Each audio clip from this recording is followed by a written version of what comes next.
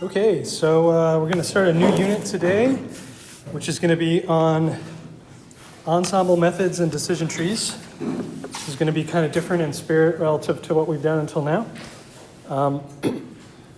So as sort of just a motivating idea, we're going to consider the problem of if we have a biased coin. So, we flip it and it lands either heads or tails, but this particular coin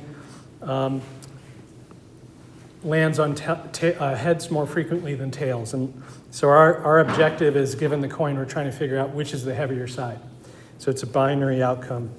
And although we don't know it, this particular coin, let's say, lands on heads 70% of the time.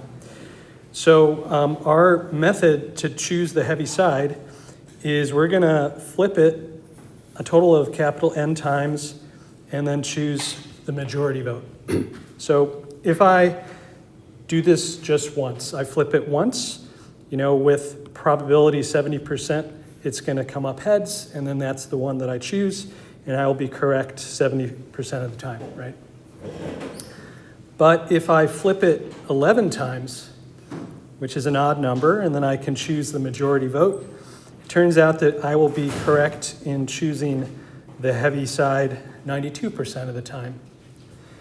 And if we continue this and we go up to flipping 31 times, I'll actually be correct 99% of the time. Okay, so I'm not going to get into how exactly we compute these numbers, but basically what we see is as we use more coin flips, more independent trials, our prediction of the heavy side improves, right? And so this sounds a lot like a binary classification problem. We're just trying to classify which is the heavy side. And so by analogy, if we had 31 binary classifiers, each of them are correct only 70% of the time, and we can do a majority vote of them, then we can classify with 99% accuracy. Okay, so a caveat, though, is that only works this way if our classifiers generate statistically independent outcomes, right? Which is the case of these coin flips.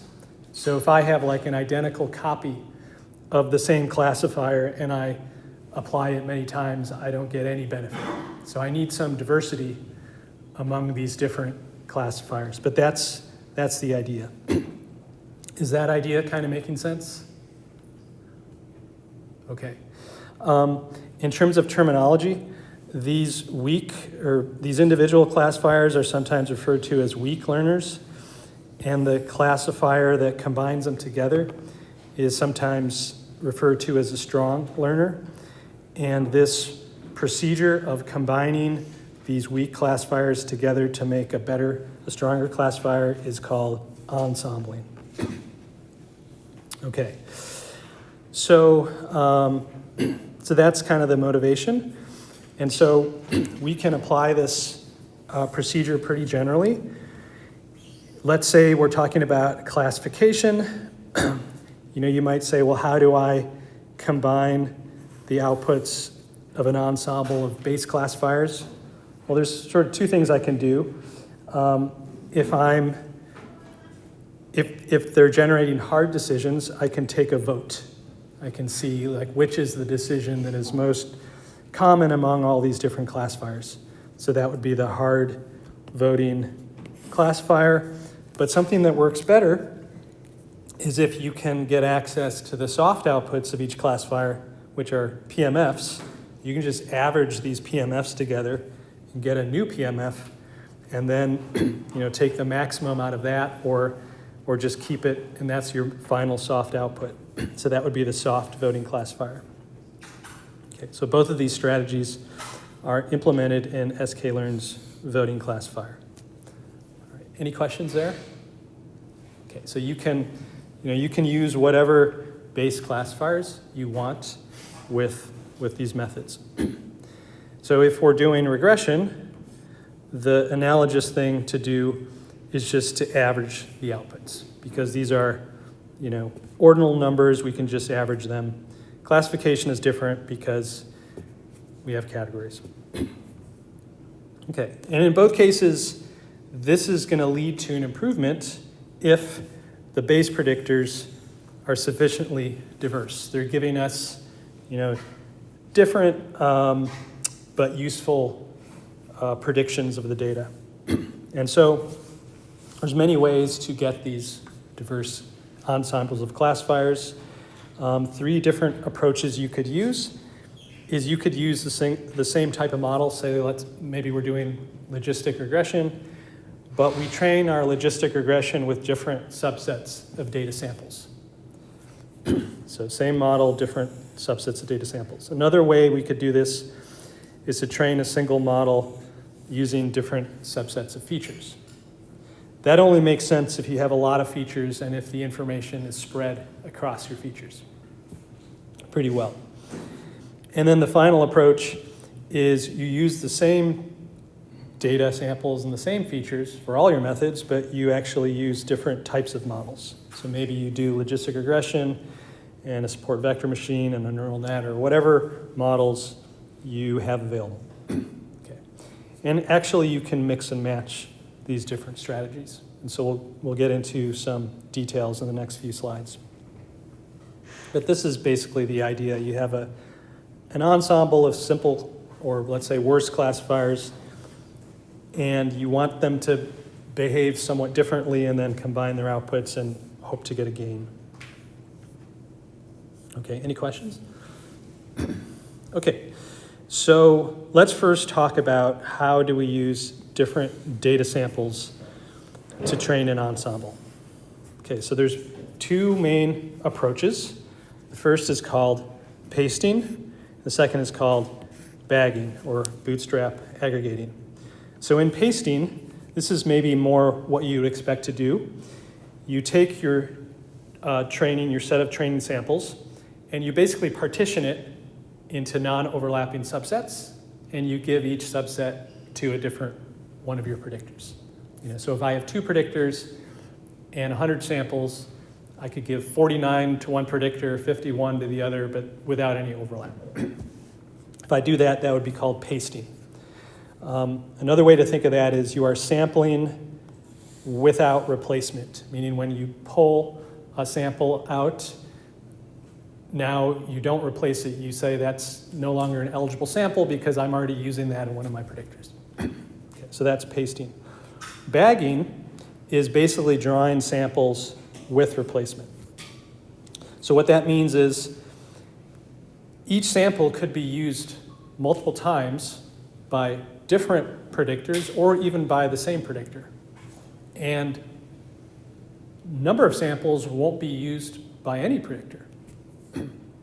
Okay, so again, like you start with all your samples, you choose one at random, give it to your first predictor. Now you choose another one at random, but you're allowed to choose the same one, and so on. Okay, so that's bagging. Is it clear what I mean by these 2 strategies, pasting and bagging? Okay, so it turns out bagging usually works better than pasting. And if we look a little bit more closely at bagging, what's typically done is if we have n total number of training samples as always, then you usually draw n samples per predictor. Okay, and it turns out that when n is a large number, you can do some analysis, and you can show that approximately 37% of the samples will go unused per predictor. Okay, so each predictor gets to work on some random subset of about 63% of your samples, so close to 2/3. But for the samples that are not used by that predictor for training, you don't have to waste them completely. You could actually use them for cross-validation. Okay, so it's a nice way of saving samples for that. So that's some details about bagging. And this is implemented in these scikit-learn functions, bagging classifier, bagging regressor, and you can choose whether to use bagging or pasting through the bootstrap parameter, and you can choose this OOB score to report the out-of-bag cross-validation, if you like. Okay, so again, very general methods. That's different data samples. Now let's talk about what if we draw different random subsets of features for our different models. So here again, when drawing the features for the different models, we could draw with replacement or without. So if we do it with replacement, you could again call that bootstrapping. And again, splitting up your features in this way is really appropriate when you have a lot of features and the information is spread across your features. If you just have a few features and the information is concentrated in a few, this is not going to work well because only a few of your predictors are going to work well. The others are going to work pretty poorly.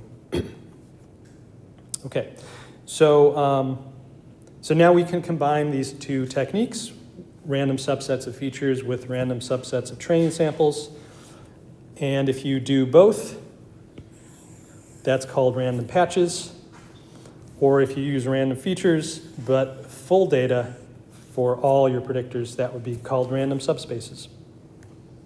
And this is again implemented in the same Bayesian classifier, Bayesian regressor, and you just specify max features for how you want to control feature randomization and bootstrap features for how you want to draw those features.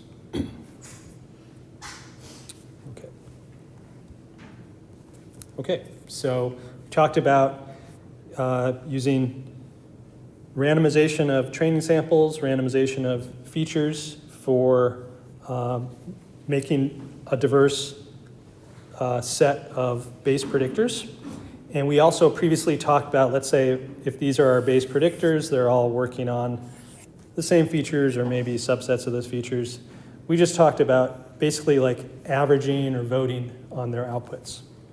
But we can actually do something a little more sophisticated.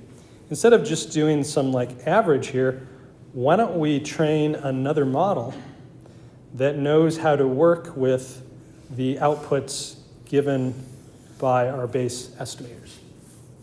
Right? That should work better because, unless they're like statistically identical and independent, if we can learn some kind of statistical patterns in the outputs of our base estimators, maybe we can exploit them for better prediction.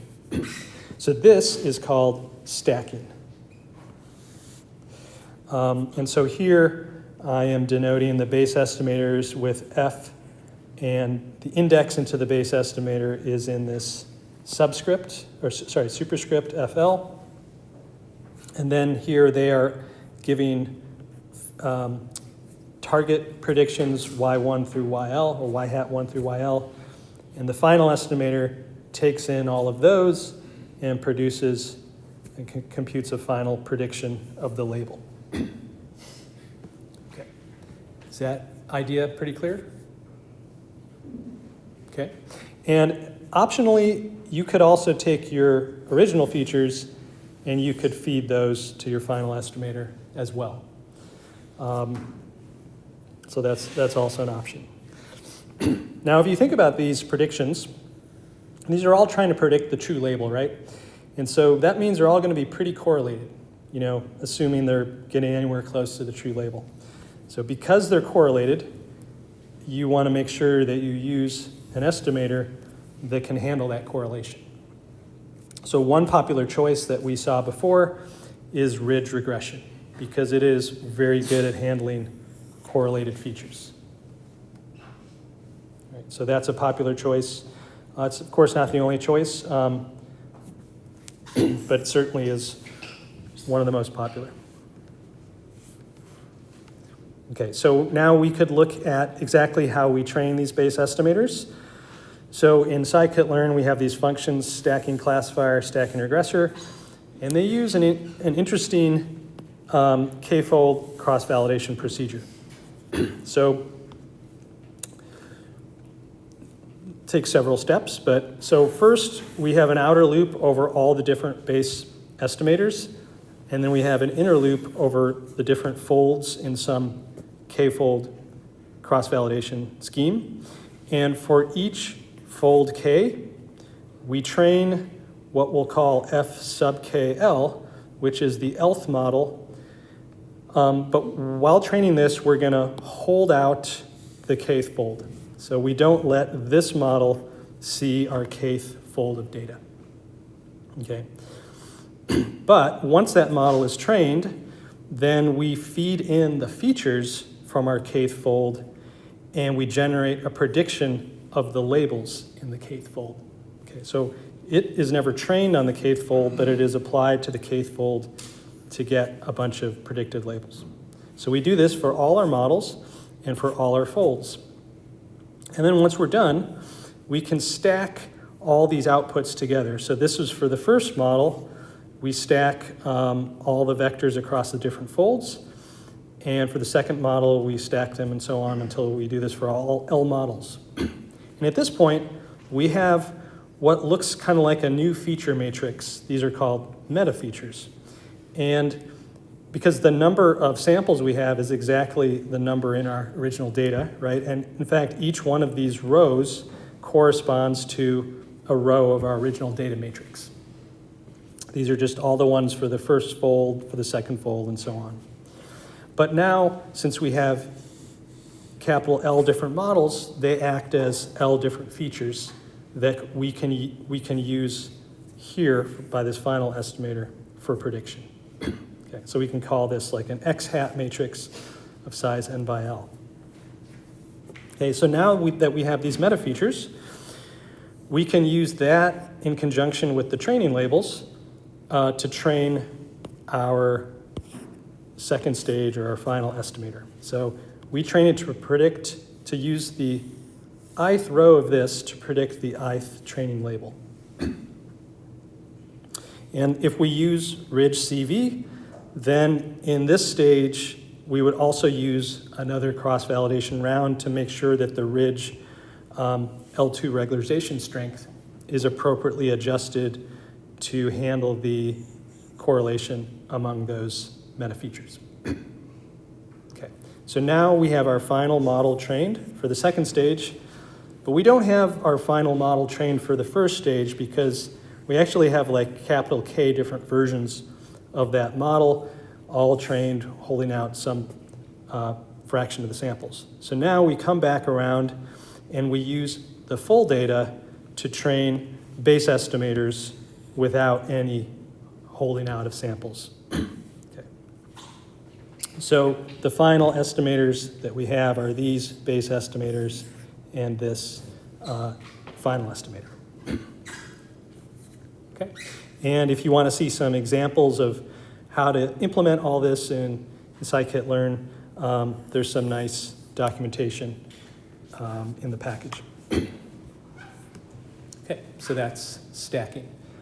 So this is something you could definitely try in the final project as an attempt to get beyond. You tweak your neural network as much as you can, and you don't know where to go. Well, you can start stacking things and see if things get better. Okay, any questions? Yes. Do you train all of this all at once, or you train the subsets? So like this is all done in the fit method of these guys. So like this is all done under the hood. Gotcha. You say like these are my first stage estimators. You just give it this. Actually, we never really talked about these functions, but remember like when you guys did Ridge in the lab, you manually had a for loop that adjusted the cross-validation or the penalty strength, right? Well, you could actually avoid all that and just call this, and internally it does all that. You just say these are the alpha values I want you to check, and then it internally does the k-fold, and it goes through and finally picks the right one. Gotcha. Yeah. So you just say I want to use that in the second stage, and then internally it does all that and gives you the trained estimators. Okay. Great. Any questions? Okay. All right. So those are just general techniques that you can use to combine any subset of estimators to try to improve and get a better combined estimator. And now we'll switch gears a little bit to a very different approach to prediction than what we've considered so far, which is called decision trees. So let me first explain the main idea behind this. And these things are very general. We can talk about regression and classification pretty much the same time. So we assume we have some training data of X, Y pairs, and the Ys could be, they could be, ordinal quantities, or they could be categorical quantities. So what we're going to do is basically we're going to partition the feature domain into capital L different regions. We'll call them RL. And then we output a fixed number, ZL, whenever the feature is in region L. So here's a visualization. If I have a feature vector that has two scalar features, x1 and x2, then any given data sample would fall somewhere in this 2D plane. And you can see that we've split this into 1, 2, 3, 4, 5 different regions. And so, part of the training process is to figure out what these regions should be. Once you figure that out, whenever the test sample, let's say, falls in here, you output the value of z that correspond to that region, or z2. So here's a visualization of z here. So like anytime we're in that region, this is the value of z we put out. But if we're in this region R3, then this is the value of z we put out. Okay, so the things we need to train for this method are the different regions as well as the different values that we output in each region. So is that kind of clear, the main idea of what we're doing? Okay, it's just, it's in some sense a really simple, nice idea. Just split up your feature space into discrete or a finite number of regions, and then just output the same value anytime a sample falls in that region. Okay, so why do we call these things trees? Well, that has to do with how we construct these regions. So if you notice from this particular example I've shown you here, the boundaries for the regions are always parallel to the coordinate axes.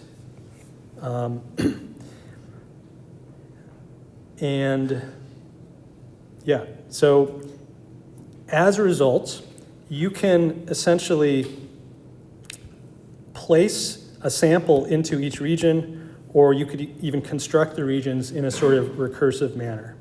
So for example, if I want to figure out whether a sample, what region a sample is in, I could go through this decision tree, which first compares the feature, scalar feature 1 in my feature vector to a threshold T1, which is this number here. And so if it is less than T1, then I know I must be in these two regions. And so then I do a further check about the second sample in my feature vector, and if it's less than T2, then I know that I must be in region R1. On the other hand, if not, then I must be in region R2. Now, if my X1 was greater than T1, then what I could do is I could look at X1 again to see how it compares to T3. If it's less, then I know I'm in region 3. But if it's greater, I do another comparison on X2, and I can tell whether I'm in region 4 or 5. Okay, so we can do our classification of the point into regions very simply using this decision tree. And then once I know that it's in region 1, I just simply report one value as my prediction. It's as simple as that.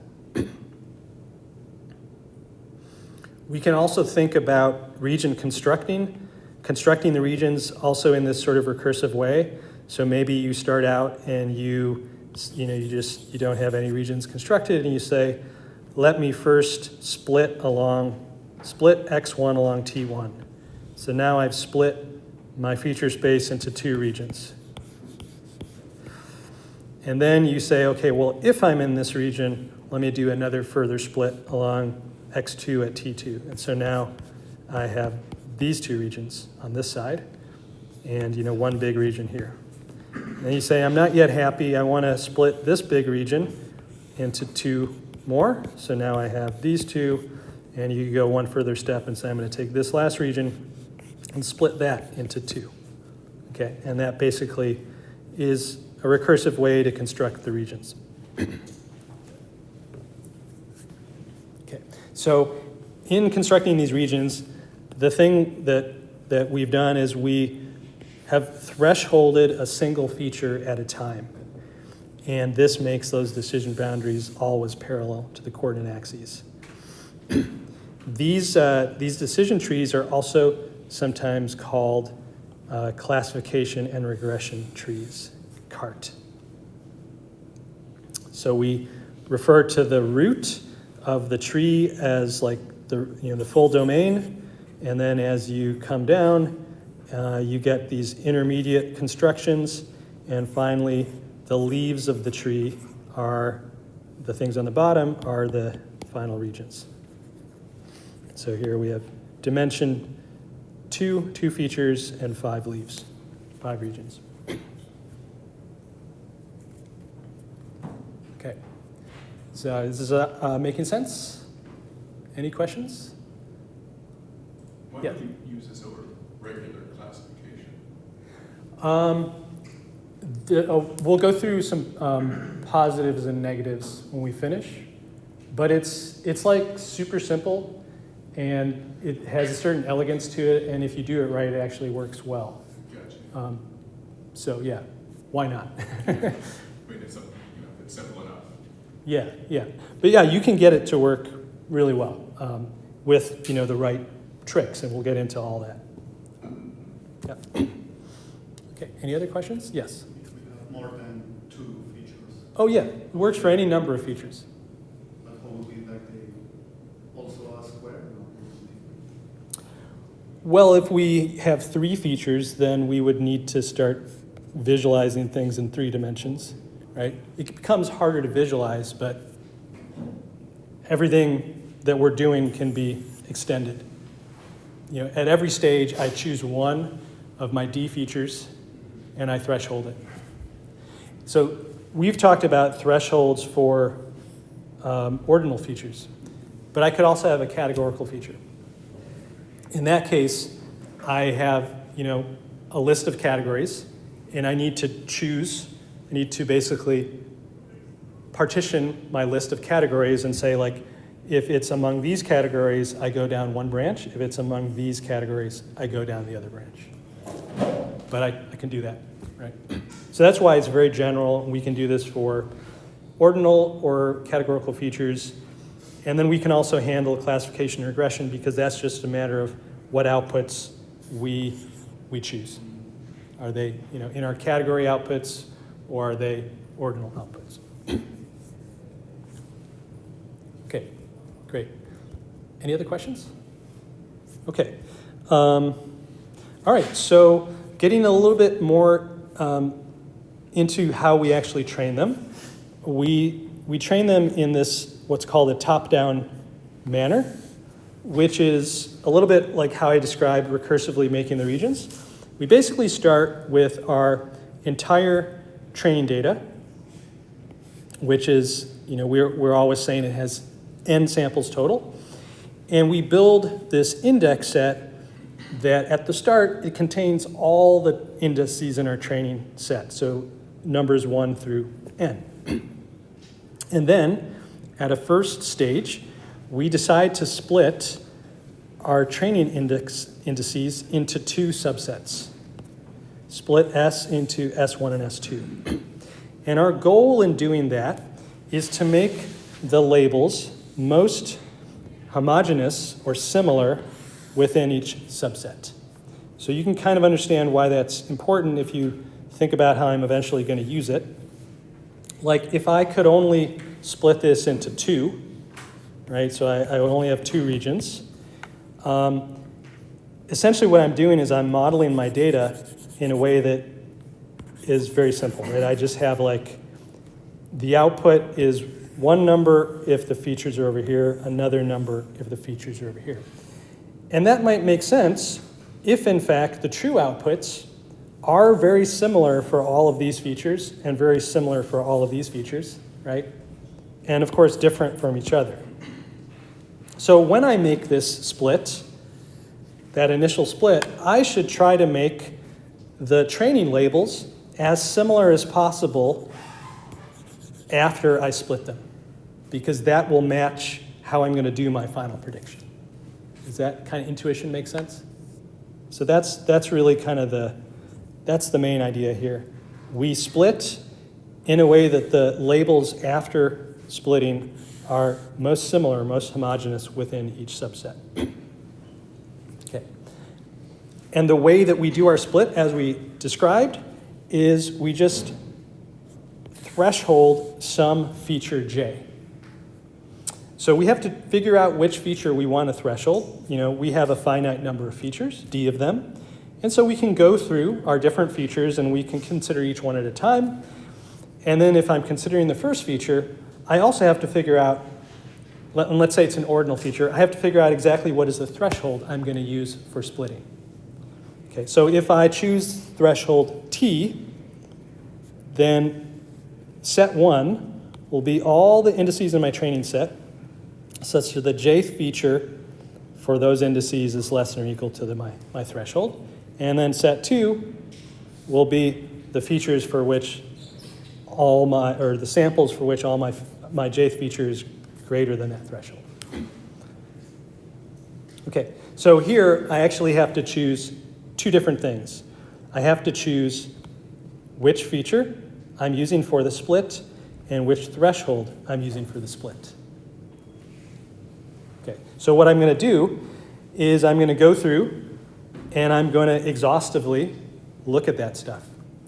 So you might say, well, wait a minute. The threshold is like a real number. Aren't there an uncountably infinite number of possible thresholds? What's the trick? Why do I not need to consider all? The number has to be within the data set. The number has to make sense for the data set, right? So let's say that my data set, maybe I have like these 3 samples, okay? And I need to threshold them somewhere along the real line. So essentially, I could choose a threshold at any location, right? I could put the threshold anywhere, uncountably infinite number of places. But given these 3 samples, any different placement to the left is not going to change anything, right? So, and any placement in here is all the same. So what I'm going to eventually do is just, if I'm going to place it between those samples, I'll just choose halfway in between. So that's one of my threshold choices or hypotheses. Here's going to be another one. And then maybe there's one here and one here. So in total, I have, 4.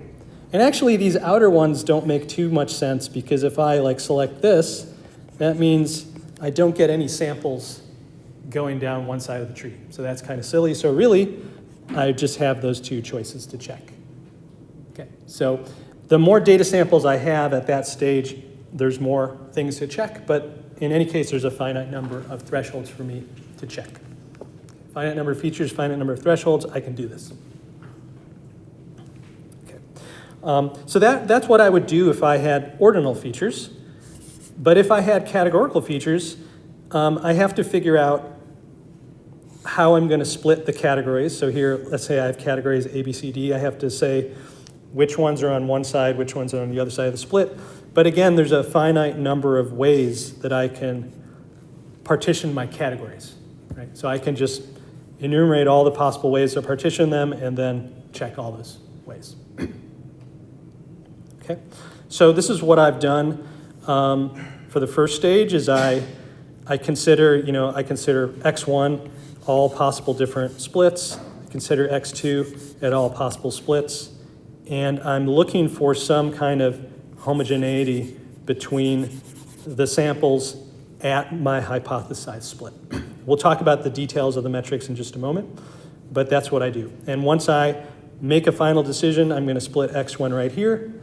Now I have what I'll call subset S1 is all the training samples that ended up there. Subset S2 is all the training samples that ended up here. And then I repeat this process. I focus on this subset and I split it again. So for this, I have to hypothesize many possible splits along different features, but again, I can do that. Okay. And I might stop, for example, if I find that down one path of the tree, I have a single sample, obviously there's no point, there's nothing to split anymore. Or if I'm doing classification and all my labels are the same down that branch of the tree, again, there's no point in doing any other split. You have perfect homogeneity.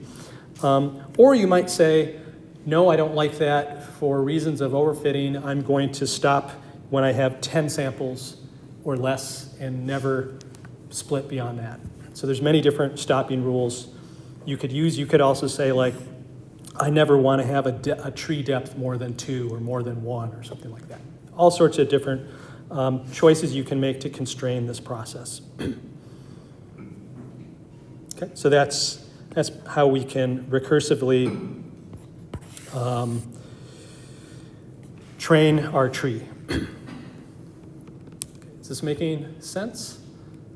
All right, the thing we haven't discussed yet is how exactly do we measure this homogeneity. So, but before we even get into that, we can do it with this simple example. So this is risk prediction for car insurance. So we have samples that have 2 features.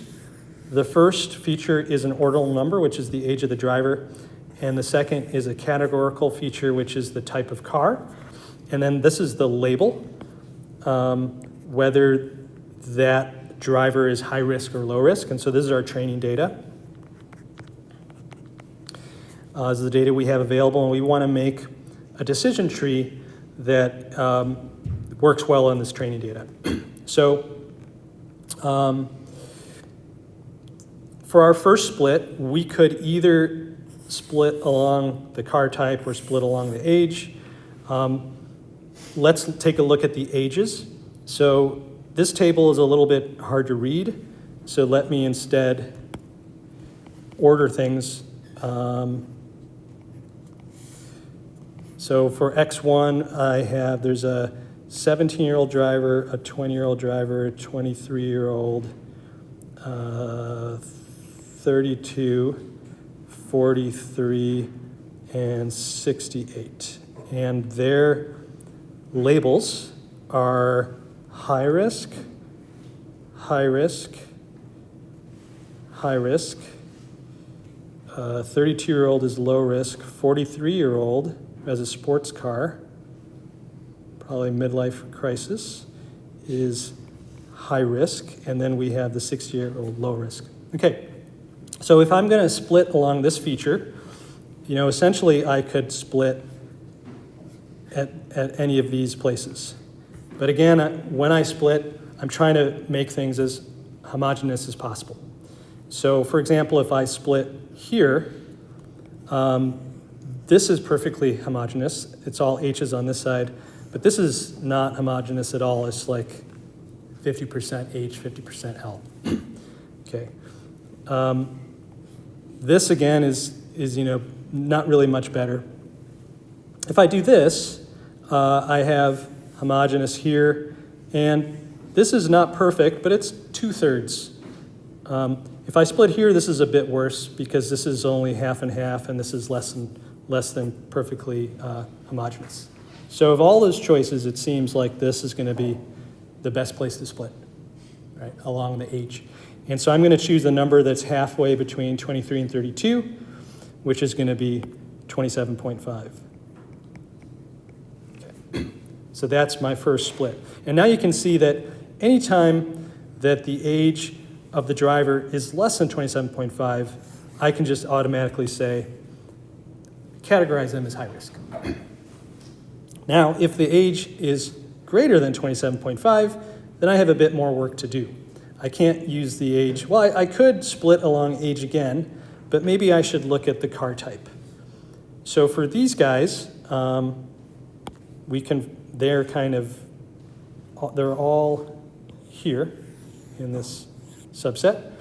So we can see that the family car and the truck are both low risk, whereas the sports car is high risk. So what we could do is we could now split along that second feature, and we could do so in a perfectly homogeneous way. If you're driving a sports car, high risk; if not, low risk. And so now that we've done this, all of our samples are they have perfectly homogeneous labels on our training set here, and no reason to split anymore. Okay. So is that making sense as an example? Okay, great. Any questions? Okay. Okay, so what do we do for regression now? How do we actually measure homogeneity? So we want to maximize the homogeneity, or you could say we want to minimize the inhomogeneity, or the amount of variation within each of those subsets. So if we consider regression, a sensible thing to look at would be the variance of the data after we split.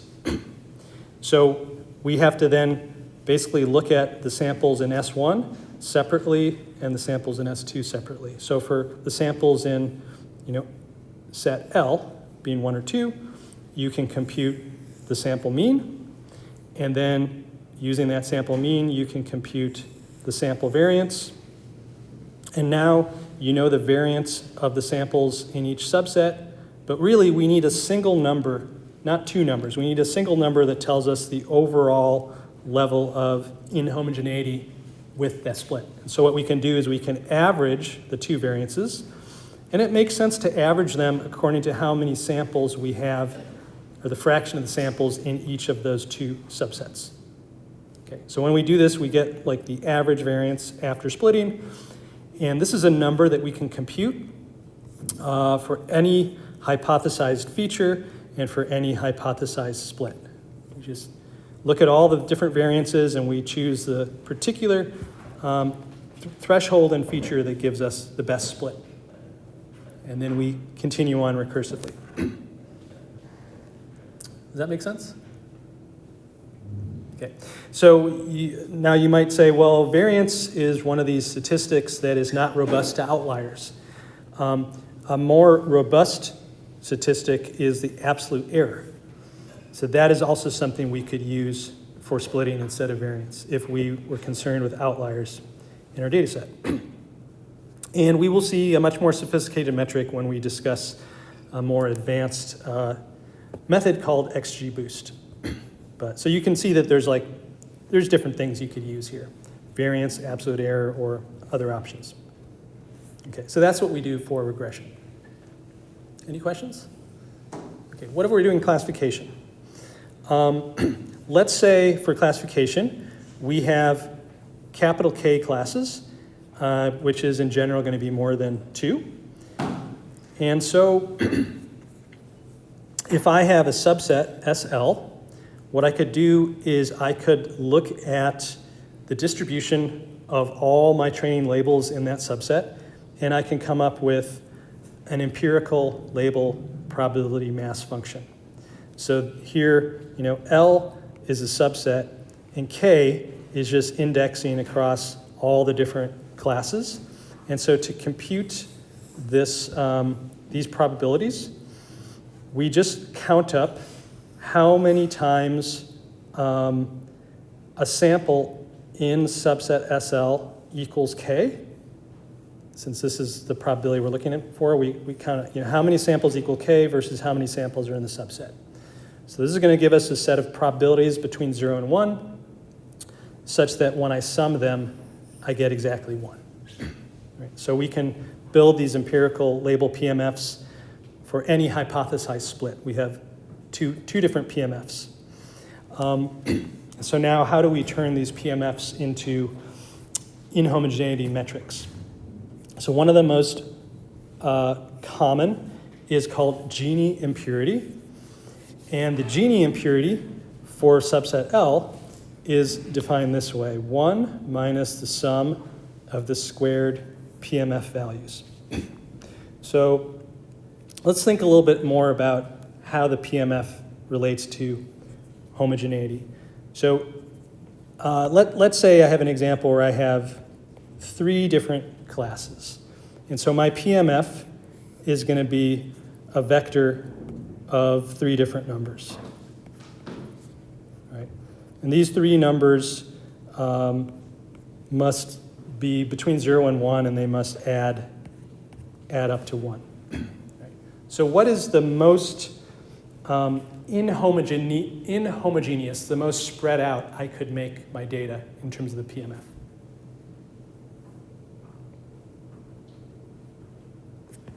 Just all equal?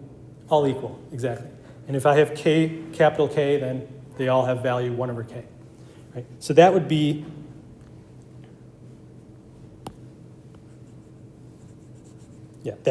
that's the most inhomogeneous, is they're all equal, 1/3 probability in this case. So if you think about that, what's going to happen is, in general, 1 over K. So you're going to square them each. That's going to give you 1 over K squared. And then you're going to sum that, which is going to give you 1 over K. And now you have 1 minus 1 over K. So that's the very largest that the Gini impurity can get. And that's what happens when your labels are maximally spread across your capital K classes. Now, what is the most homogeneous you can get? What's the opposite? What would the PMF look like?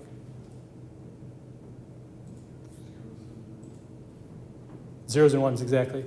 But how many ones do we have?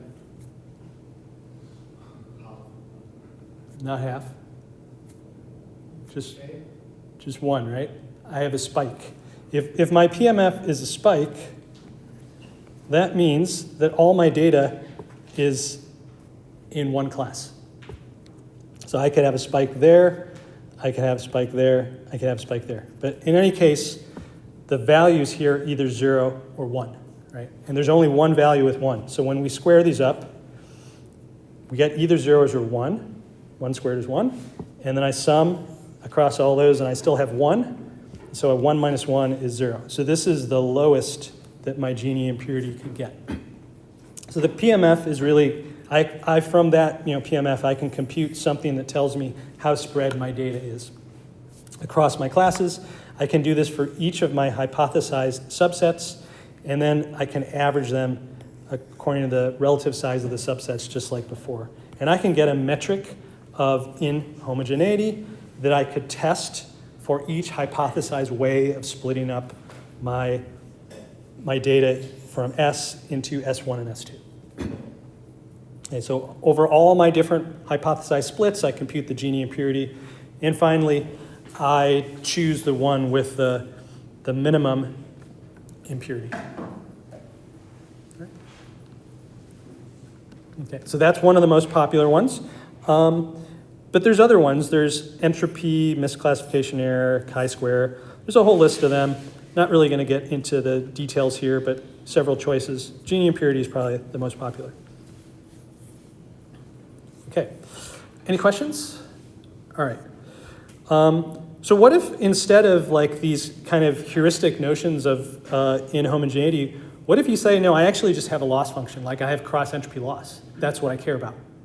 Can I just, design my tree to minimize that loss? Well, sure. So this is our loss function, for a generic loss, capital L, measured on our training labels and our hypothesized trees, treatment of our features, our ith training feature, and I'm going to just sum my loss over all my training samples as usual. Okay, so to really design it, to think further, let's think about our tree F as a 2-stage process. We take our feature vector, we put it through a decision function we call Q that tells us which leaf L is in. So this is the part that tells us, which region we're in.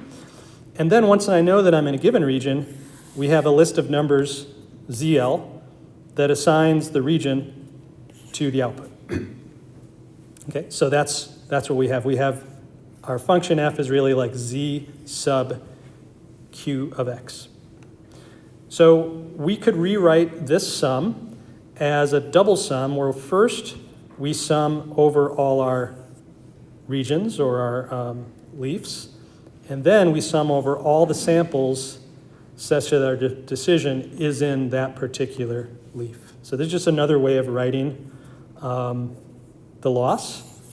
And now we really want to design both the vector of z's as well as our q function, the thing that assigns us to the different leaves. And so in doing this, we take, we design the tree one split at a time. So as before, we start with S that contains all of our training labels, and we want to make the first split into S1 and S2. And so if you think, well, before I do the split, this is going to be the loss I have. There's only one region at this point, and so all I have to do is optimize that one label that I output Z1. So this is the loss for S.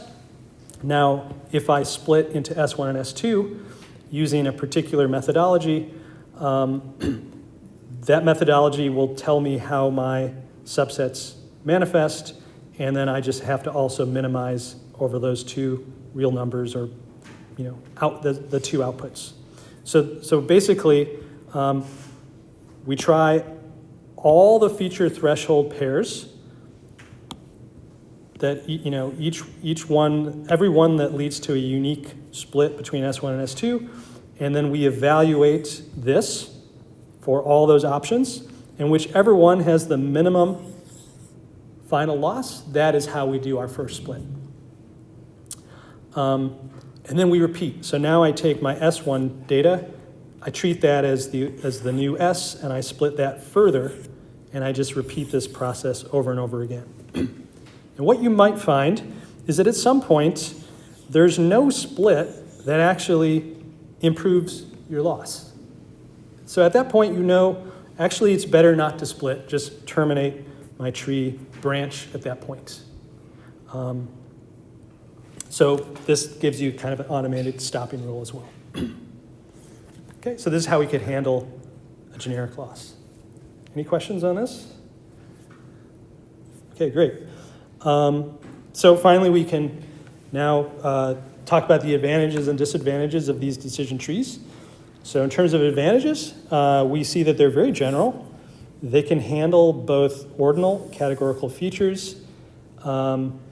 They can even handle many categorical features, which is an issue. If you think about how we suggested to do something like logistic regression, where every one of our features we expand into all of its categories, thereby creating more features. So if I have many categorical features, I have this massive explosion in the number of features that I would need to give and train logistic regression on.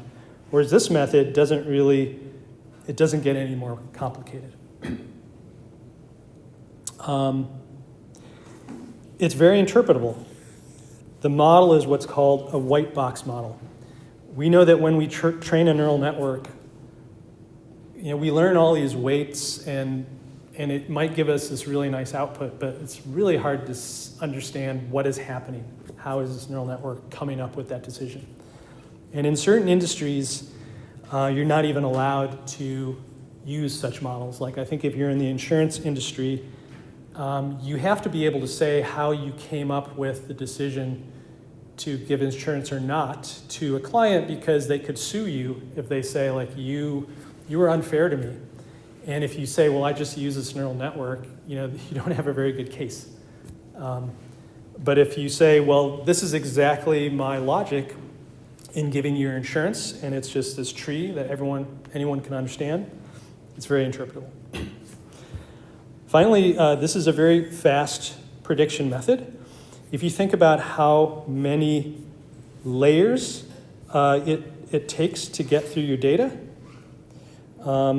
roughly speaking, if you say that at every stage your training samples are split in half, then basically the size of the subsets, so you have your n samples, then n over 2 samples in each branch, then n over 4 samples in each branch, and so on. You can see that the number of samples, the number of layers in the tree, number of stages, it takes to get down to where you only have one sample in each branch is log 2n.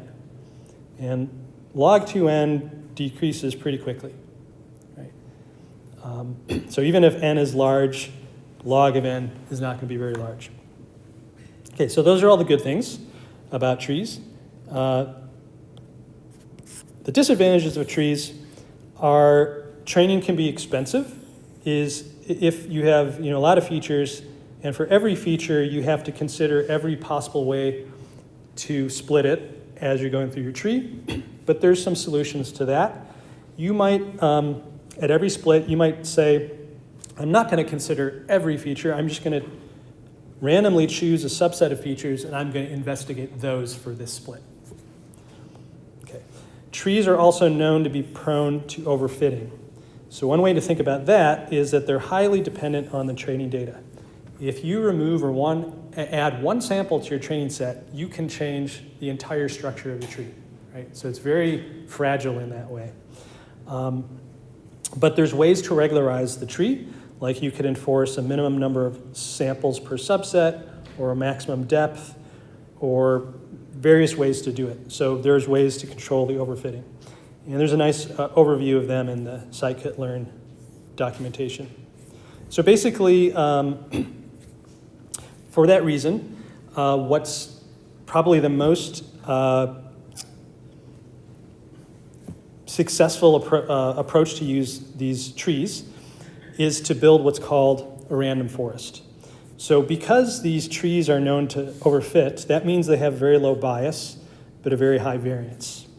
And so what you can do is you can just train a whole bunch of trees in parallel, using some randomness in how you train. Maybe like at every split, you choose random features or you choose random data or something like that. And now you get a subset of random trees. Maybe each one is pretty simple, but maybe you have hundreds of them or thousands of them. And then you can combine the predictions as we discussed. And this is called a random forest. And there's a number of parameters you can tweak. You have to say, how many trees am I using? What are the depths of the trees? What are the homogeneity metrics, all that stuff. But they work pretty well just out of the box with their default parameters. Okay, so that finishes our lecture for today. So we learned about trees, we learned about parallel methods. What we're going to learn about next time are sequential methods, which is like you basically train one thing, and then you train another model that uses its output and tries to improve it, and then you train another model that uses its output and tries to improve it. And at the end of the day, you have a whole bunch of models, and then you combine all their outputs. And this gives us some pretty famous strategies like XGBoost, which you might have heard of. So we'll talk about that next time. See you guys on Friday.